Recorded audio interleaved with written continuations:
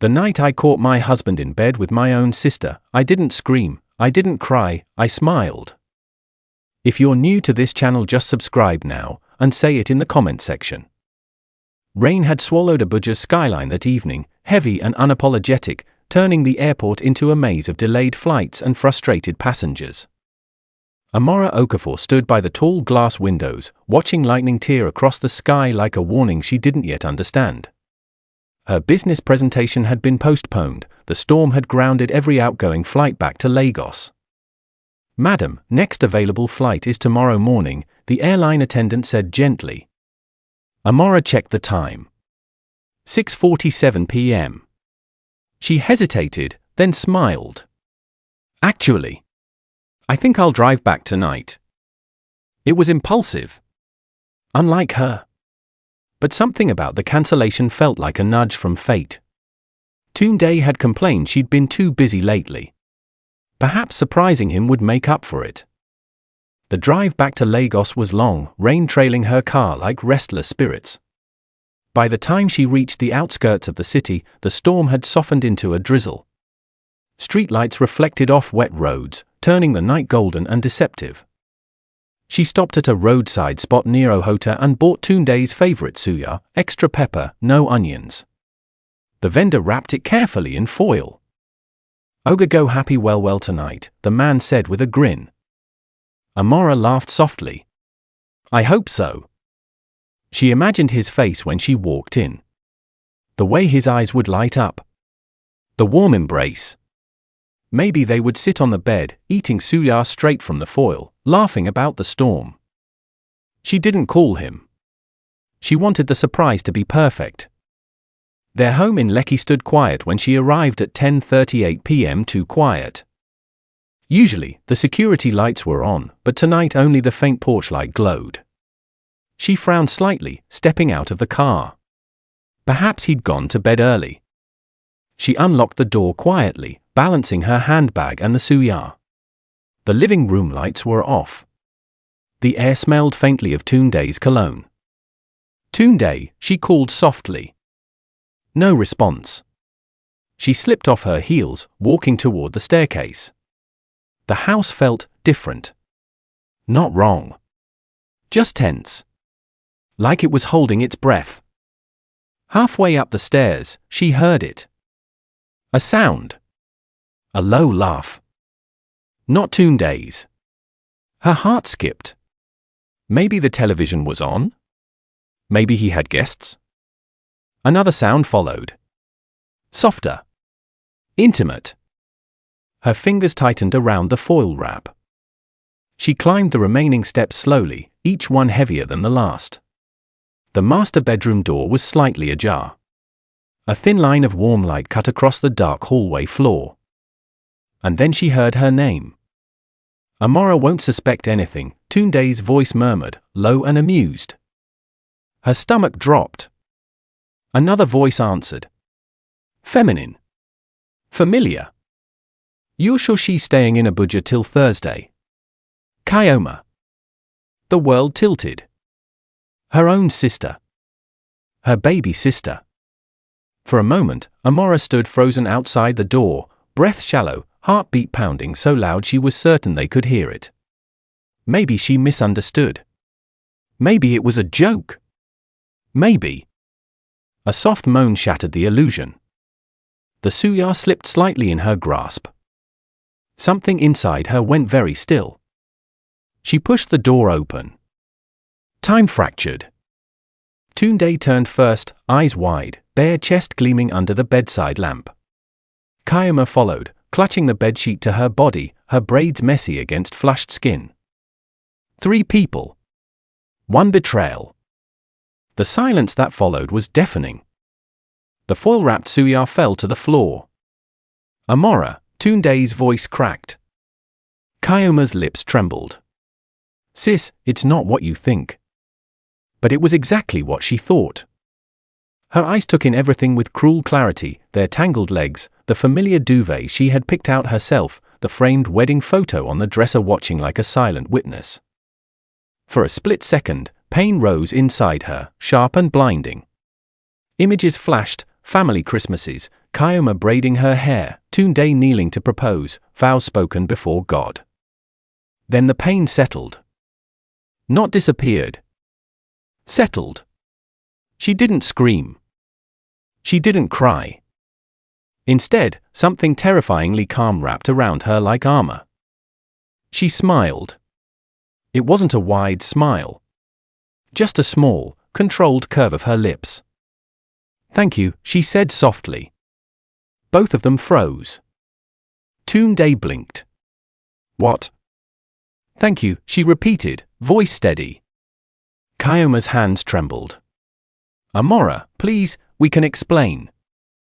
Amora stepped fully into the room, closing the door behind her with a quiet click. "Explain what, exactly? That my husband is in our bed with my sister? Or that this has been going on for a while?" Tunde jumped off the bed, reaching for his trousers. "It's not what you think. It just happened. Just happened." Amora tilted her head slightly. "Did you trip and fall into her?" Kyoma burst into tears. "I didn't mean for this to happen. I swear. It started months ago, Anne." "Months?" Amora's voice remained eerily calm. Tunde shot Kyoma a warning look, but the damage was done. Amora inhaled slowly. "How long?" Neither answered. "How long?" she repeated, a little firmer. 6 months, Kyoma whispered. 6 months. Half a year of shared dinners. Of family outings. Of secret glances she had dismissed as harmless. 6 months. And all this time, Amora said quietly, "You came into my home. Ate my food. Called me sis." Kyoma sobbed harder. "I'm sorry." Tunde stepped closer. "Amora, listen to me. It was a mistake. A stupid, terrible mistake." "A mistake is forgetting an anniversary," she replied. "This is a choice." He reached for her hand. She stepped back. The rejection hit him harder than a slap. "You're overreacting," he said defensively. "We can fix this." Amora studied him carefully. The man she had built her life around. The man who promised loyalty. He looked smaller now. Exposed. "No," she said gently. "We can't." Kyoma slid off the bed, wrapping the sheet around herself as she knelt. "Please don't hate me." Amora looked down at her sister, this girl she had protected since childhood, the one who used to hide behind her during thunderstorms. "I don't hate you," Amora said truthfully. And that was the most frightening part. She felt nothing. No rage. No hysteria. Just clarity. "You both saved me tonight," she continued. Tunde frowned. "Saved you from what?" "From living a lie." Silence swallowed the room again. Amora bent down and picked up the fallen suya, placing it neatly on the dresser as if tidying up after a minor accident. "I was going to surprise you," she said calmly. "But it seems I'm the one who got the surprise." "Amora," Tunde pleaded, "let's talk about this." "We are talking," she replied. Kyoma sniffled. "What are you going to do?" Amora looked at them both. What was she going to do? She surprised even herself with the answer. "Nothing," she said. Tunde blinked. "Nothing?" "Not tonight." She walked toward the wardrobe and pulled out a small overnight bag. Methodically, she packed a few clothes. Her movements were steady, deliberate. "You're leaving?" Tunde asked. "For now." "Where will you go?" She zipped the bag closed. "Somewhere I can think." Kyoma's voice trembled. "Are you going to tell Mom?" Amora paused at the doorway. She turned slowly, eyes sharp now, calculating. "No," she said. "Not yet." There was something in her tone that made both of them uneasy. She picked up her handbag and walked out of the bedroom. Her footsteps echoed down the hallway, down the stairs, through the quiet living room. At the door, she stopped and looked back once. The house felt different now. Not broken. Revealed. She stepped outside into the damp Lagos night. The rain had completely stopped. The air was cool, almost cleansing. As she got into her car, her reflection stared back at her in the rearview mirror. Her lips curved again into that small, mysterious smile. The night everything broke was the night something stronger was born. Morning arrived in Lagos with deceptive brightness. Sunlight streamed through the tall windows of the guest bedroom at her friend Lara's apartment in Ikoyi, painting golden patterns across the white walls. Amora had barely slept. Not because she cried, she hadn't, but because her mind had been working through the night, rearranging pieces of a puzzle she hadn't realized she'd been solving for months. At 6 a.m., she rose from the bed, showered, and dressed in a simple blue kaftan Lara kept for guests. Lara stood at the kitchen island, stirring a cup of coffee. "Are you sure you don't want me to come with you?" she asked quietly. Amora shook her head. "No. I need to do this alone." "You're scaring me," Lara admitted. "You're too calm." Amora smiled faintly.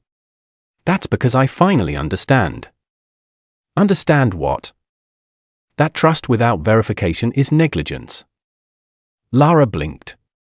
"You sound like you're in a board meeting." "In a way, I am," Amora replied. "My life is the company. And someone's been stealing from it." By 7:30 a.m., she was back at the house. Tunde's car was still parked in the driveway. Good. She preferred this face-to-face. When she entered, the smell of coffee drifted from the kitchen. Tunde stood by the counter, dressed for work, though his shirt was wrinkled and his eyes bloodshot. He looked up sharply. "Amora." "Good morning," she said evenly. Kayoma was nowhere in sight. "I told her to leave," Tunde said quickly. "Last night." Amora nodded once. "Wise decision." He stepped closer. "Please, can we talk?" She placed her handbag on the dining table. "Of course." They sat opposite each other. The same table where they had once planned vacations and discussed investments. "I messed up," Tunde began. "I know that. But it didn't mean anything." She watched him carefully. 6 months of nothing? He flinched. "I was lonely," he said defensively. "You've been traveling constantly. Always busy. So you slept with my sister." "It wasn't planned." "But it continued." He ran a hand through his hair. "I don't know how it got this far." Amora leaned back slightly. "I do." He frowned. "What does that mean?" "It means affairs don't get far. People take them far." Silence. "I want us to fix this," he said finally. "We can go for counseling. Pray. Do whatever it takes." Amora studied his face. There was fear there.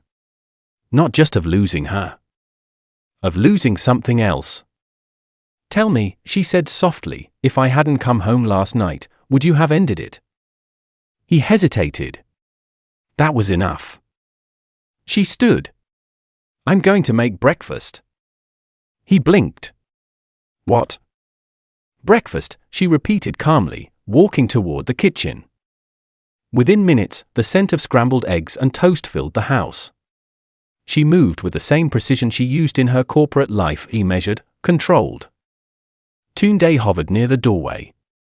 "Amora, why are you acting like this?" She plated the food. "Because panic clouds judgment." She placed a plate before him and poured tea into his cup. "You're not angry?" he asked cautiously.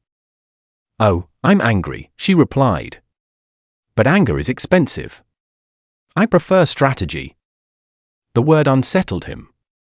After breakfast, she rose and picked up her handbag. "Where are you going?" he asked. "To see someone." "Who?" She paused at the door. Barrister Adebayo. His face paled. You're filing for divorce. She smiled slightly. Did I say that? Amora, please. I'll be back later, she said, stepping outside. The drive to Victoria Island was smooth. Lagos traffic had not yet reached its usual chaos. As she pulled into the parking lot of Adebayo and Company Legal Chambers, her reflection in the car mirror looked different from the woman who had left Abuja the previous evening. Sharper.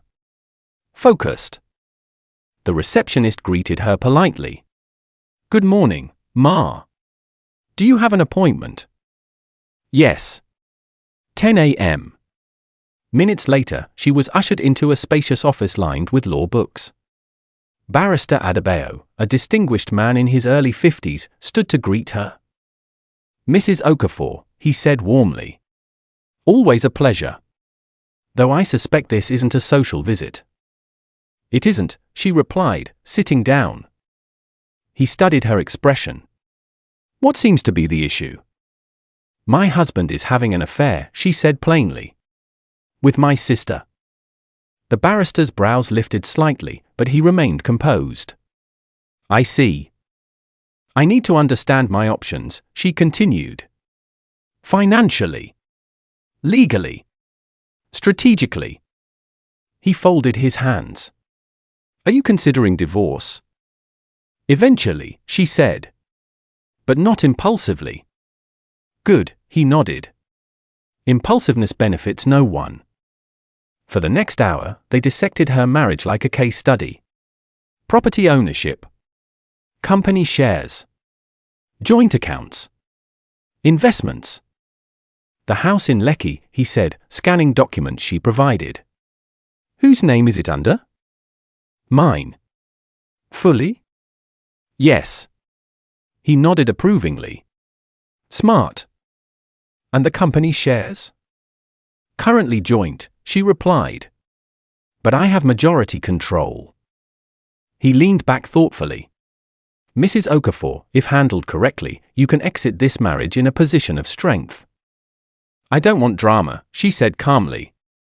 I want certainty. He smiled slightly. Then we'll proceed methodically. They discussed asset protection. Account restructuring. Silent transfers permitted under existing agreements. Legal documentation. Once you're ready to file, he concluded, the groundwork will already be done. She stood, extending her hand. Thank you. May I ask, he said carefully, why the calm? She paused. Because shock is temporary. Consequences are permanent. As she stepped back into the Lagos sun, her phone buzzed. Tunde. She ignored it. Instead, she dialed a different number. Hello? Kayoma's voice sounded fragile. Meet me at Café Lumiere in 1 hour, Amora said evenly. There was a pause. Are you going to shout at me? No. Another pause. Okay. At noon, they sat across from each other in the quiet cafe. Kayoma's eyes were swollen from crying. I never wanted to hurt you, she began. Amora stirred her coffee slowly. Yet you did. I was lonely too, Kayoma whispered. You were always busy. He was there. And that justified it. No, she cried softly. It just happened. Amora met her gaze. Stop saying that. It didn't happen. You chose it. Tears slipped down Kayoma's cheeks. Do you hate me? No. Then what are you going to do? Amora's lips curved faintly. Nothing rash. That scares me more. It should, Amora replied quietly. Kayoma swallowed. Are you divorcing him? Eventually. Kayoma's face crumpled. This is my fault. No, Amora said calmly. It's his. Kayoma looked confused. He made vows to me, Amora continued. You didn't.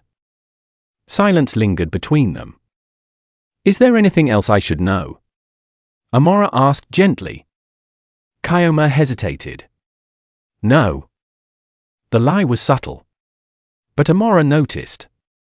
She rose from her seat. Take care of yourself, Kioma. As she walked away, her phone buzzed again. This time, a notification from her bank confirming a scheduled transfer. Phase 1 had begun. By evening, she was back home. Tunde stood in the living room, restless. Where have you been all day? Handling business, she replied. He stepped closer. Are we okay? She looked around the house, the art on the walls, the polished floors, the life she had built. We will be, she said calmly. He didn't understand the weight of her words. But soon, he would. 2 weeks later, the house in Lekki shimmered under strings of warm lights. Soft high-life music floated through the evening air, blending with laughter and the clinking of glasses. The compound was alive with color, guests dressed elegantly in coordinated asoebi, gold and emerald tones that caught the light each time someone moved. It was billed as a Thanksgiving dinner. A celebration of Tunde's recent business milestone. That was the official story. Amora stood at the entrance, poised and radiant in a deep emerald gown that hugged her frame with quiet authority. Her makeup was flawless, her smile measured. She welcomed each guest personally. Ah, Amora. Tunde's mother beamed as she stepped out of her car. This is beautiful. You didn't tell us you were planning something this grand. Amora bent slightly in greeting. It's been a while since the family gathered. I thought it was time. Tunde's father nodded approvingly. A good wife always brings people together. She held his gaze for a fraction of a second. Yes, sir. Inside, caterers moved seamlessly between tables, serving peppered prawns and grilled chicken. Wine glasses were refilled before they emptied. Everything was precise.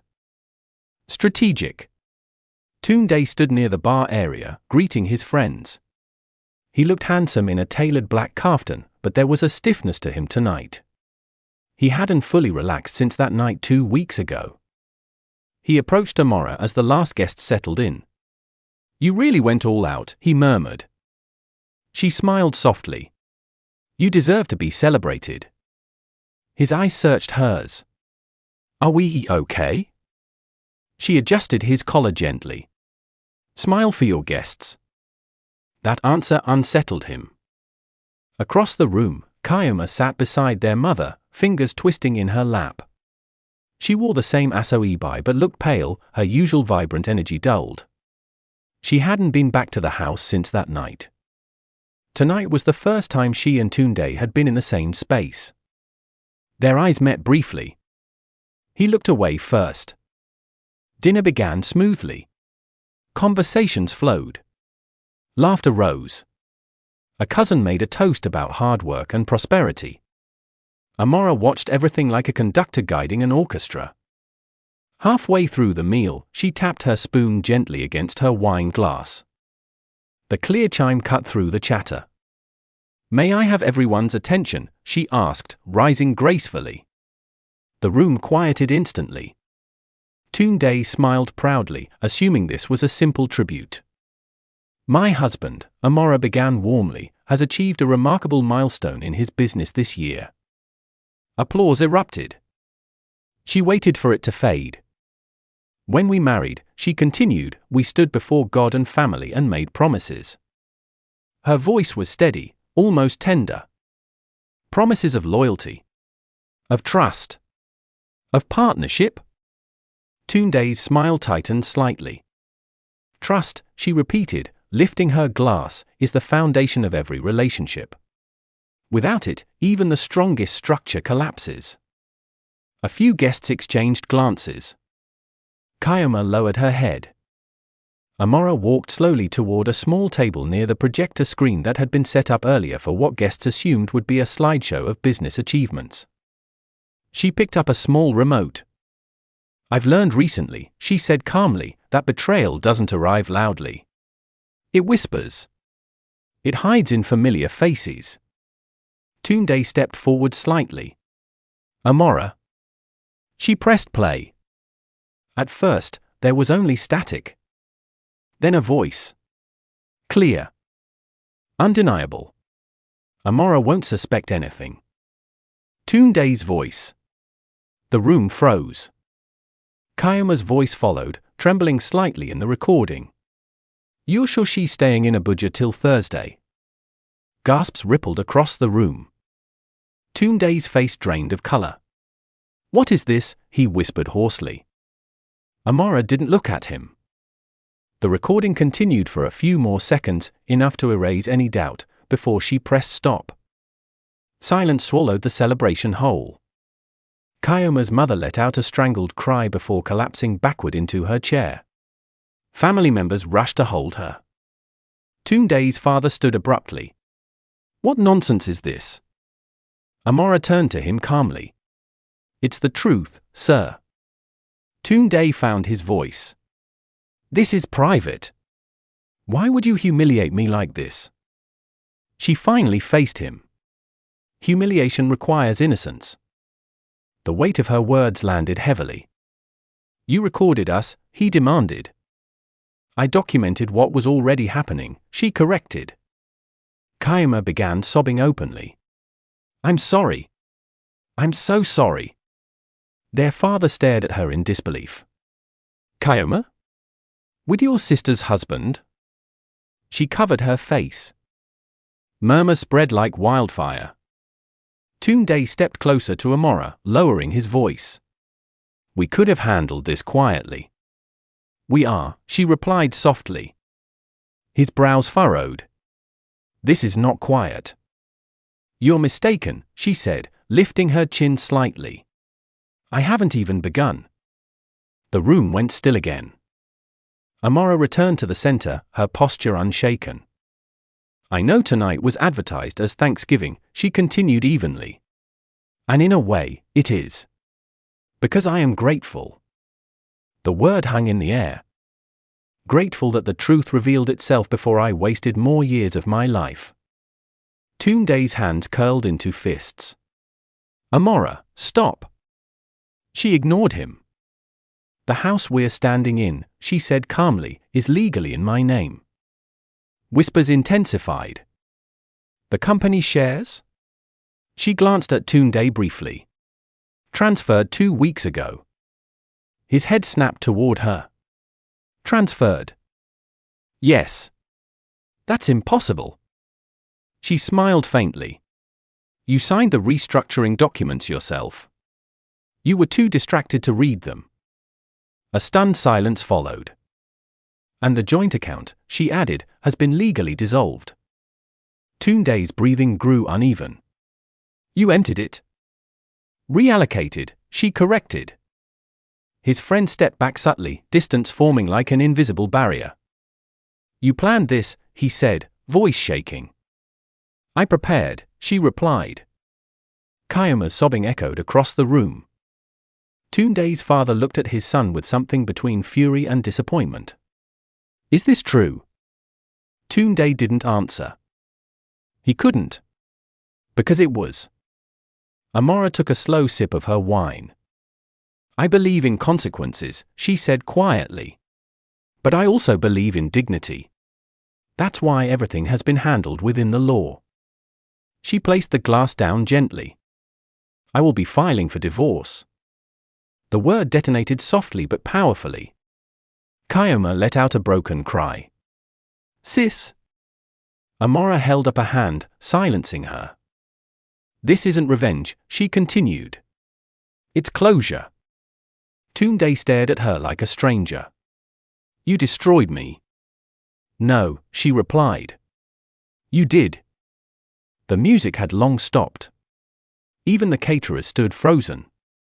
Amora's eye swept across the room one final time. Dinner will continue, she said evenly. Please, enjoy yourselves. No one moved. The celebration had transformed into a reckoning. And though the storm had broken, Amora stood at its center, untouched.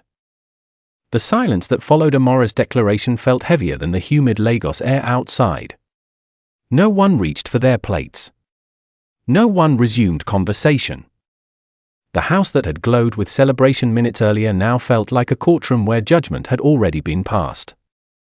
Tunde stood motionless, his pride unraveling thread by thread in front of family, friends, business associates, everyone whose respect he had carefully cultivated for years. Kayuma's sobbing cut through the stillness. Then suddenly, she stood. "I'm pregnant." The words dropped like a stone into still water, sending shockwaves in every direction. Gasps filled the room. Someone whispered, "Jesus." Another voice muttered, "What kind of disgrace is this?" Tunde's head turned slowly toward her. "What?" Kayuma's hands trembled as they rested over her stomach. "I found out last week." Amora didn't flinch. Tunde stared at Kayuma as though she had spoken in a foreign language. "Pregnant?" Kayuma nodded weakly. "Yes." Their mother began crying again, this time louder, rocking slightly in her chair. "God, what have my children done?" Tunde swallowed hard. "Why didn't you tell me?" Kayuma's voice cracked. "I tried. You kept saying you needed time to handle Amora. All I shifted back to Amora." She remained composed, fingers lightly resting against the back of a chair. "And you're sure," she asked quietly, "that it's his?" The room froze again. Kayuma blinked. "What?" "Are you sure?" Amora repeated calmly, "that the baby is Tunde's?" Tunde's confusion deepened. "What kind of question is that?" Amora turned her gaze fully to Kayuma now. There was no anger in her eyes, only precision. "Answer the question." Kayuma's breathing grew uneven. "Of course it's his." Amora tilted her head slightly. "Interesting. What is that supposed to mean?" Tunde snapped. Amora walked toward the dining table and picked up a small envelope she had placed there earlier.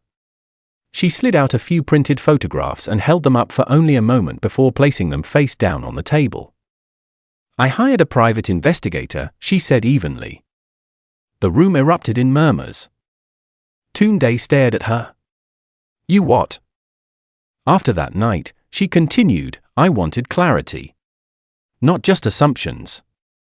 Kayuma's face drained of color. "There are multiple dates," Amora said calmly, "where you were not with my husband." Kayuma shook her head quickly. "No. There's also a certain Mr. Adeyemi," Amora added. "A frequent visitor to your apartment." Tunde's expression shifted from confusion to something darker. "Who is Adeyemi?" he demanded. Kayuma's lips parted but no words came out. Amora's voice remained level. "A banker. Married. 2 children." The weight of that revelation pressed down on everyone. "That's not true," Kayuma whispered weakly. Amora met her eyes. "It is." Tunde stepped back as though physically struck. "Kayuma, is she lying?" Kayuma burst into fresh tears. "I was confused. I didn't know what I wanted." "You said you loved me." Tunde's voice cracked. "I thought I did." The room felt smaller now, walls closing in around the wreckage. Amora watched the unraveling quietly. This was the layer beneath the betrayal, the deception within deception. "So," she said softly, "before you anchor your future to that pregnancy, perhaps a DNA test would be wise." Tunde's confident posture completely dissolved. For the first time that night, he looked afraid. "Is it mine?" he asked again, more quietly now. Kayuma's silence answered louder than words. Their father slammed his palm against the table. "Enough! What kind of shame is this?" Kayuma covered her face. "I didn't plan for any of this." "No one ever plans disgrace," Amora replied calmly. Tunde ran both hands over his head, pacing now. "This can't be happening." "It already has," Amora said. He stopped pacing and turned to her. "You knew all this?" "Yes." "And you waited?" "I verified." The difference was intentional. Kayama looked up through swollen eyes. Why are you so calm? Amora considered the question. Because chaos is contagious, she answered. And I refuse to catch it. Tunde let out a bitter laugh. You destroyed everything. Amora's gaze sharpened slightly. No. I exposed what was already broken. He looked at Kayama again, anger replacing fear. You told me I was the only one. I was scared, she cried. You were married. I didn't know what future we had. And sleeping with another man gave you clarity. Tunde shot back. The hypocrisy hung thick in the air. Amora almost found it poetic. Tunde's father stepped forward, his disappointment palpable. You have disgraced this family. Tunde couldn't meet his father's eyes. Kayama's mother wept openly now. 2 sisters, over 1 man. Amora finally spoke again, voice steady. No. Over choices. She walked toward the center of the room. Let me be clear, she continued. Whether that child is his or not changes nothing for me. Tunde looked up sharply. It doesn't. No. Her answer stunned him. You broke our vows long before this pregnancy, she said. The baby is merely collateral damage. Kayama's sobbing softened into quiet hiccups. Tunde's shoulders sagged. So that's it? That's it. He searched her face desperately, perhaps hoping for some flicker of the woman he once knew. But what stood before him now was not the trusting wife who believed in late-night business meetings and innocent excuses. This was someone evolved. If the baby is mine, he said slowly, I'll take responsibility. Amora nodded once. You should. And if it's not? Then you'll have to decide what kind of man you are without the illusion of control. The word sliced cleanly. Kayama looked between them, realization dawning that the fantasy she had clung to was dissolving rapidly. I never meant to hurt you, she whispered again to Amora. I know, Amora replied quietly. And she meant it. Hurt often came from weakness, not cruelty. But consequences came regardless. Guests began quietly excusing themselves. No one wanted to remain in the aftermath. The once grand dinner had become a spectacle of unraveling loyalties. As chairs scraped against marble floors and car engines started outside, the house slowly emptied. Soon, only the immediate family remained. Tunde stood a few feet from Amora, uncertainty etched across his face. What happens now? He asked. She looked around the room, the same walls that had witnessed laughter, arguments, love, and now exposure. Now, she said calmly, everyone lives with their choices. Kayama sank back into her chair, shattered. Tunde stood suspended between guilt and panic. And Amora? She felt lighter than she had in years. Because betrayal had layers, yes. But so did strength. And hers ran deeper than anyone had imagined. 3 months later, Lagos moved on, as it always did. Traffic still swelled at Admiralty Way. Street vendors still called out prices under the afternoon sun. Business deals were still sealed over expensive lunches in Victoria Island. But inside a newly purchased duplex in Lekki Phase 1, Amora Okafor's life had shifted into something unrecognizable from the woman who once drove home with suya and blind devotion. The divorce papers had been filed quietly. No social media drama. No public mudslinging. No interviews. Just signatures. Clean. Final. Tunde had tried, at first, to negotiate emotionally. Let's not rush this, he had said in her lawyer's office, voice subdued. Amora sat across from him, composed in a tailored cream suit. It's been 3 months. We can rebuild. You want to rebuild comfort, she corrected gently. Not trust. His lawyer shifted uncomfortably as financial documents were passed across the table. The restructuring she had done weeks before the Thanksgiving dinner had left him with far less leverage than he expected. You planned everything, he muttered once under his breath. I prepared for impact, she replied calmly. When the judge finalized the divorce, there were no tears. Just a quiet closing of a chapter. Now, in her new home, Amora stood by the large living room window overlooking a modest garden. The house wasn't as extravagant as the old one, but it was hers. Entirely hers. Lara walked in carrying 2 glasses of wine. To new beginnings, she said with a grin. Amora accepted the glass. To clarity. They clinked. You know, Lara added, settling into the couch, people are still talking about that dinner. Amora raised an eyebrow slightly. Let them. Tunde's reputation took a serious hit. Some investors pulled back. That's unfortunate, she said, though her tone held no malice. And Kioma? Lara asked carefully. Amora paused. Kioma had left Lagos a month ago. After the DNA results came back. Not Tunde's. The child belonged to Adeyemi, the married banker who had vanished the moment complications surfaced. Tunde had been devastated in a way that went beyond pride. The illusion of being chosen had cracked.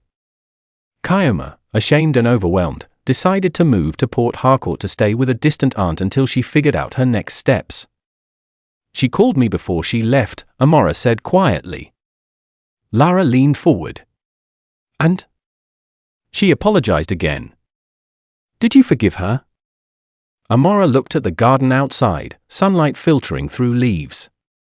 Yes. Lara blinked. Just like that.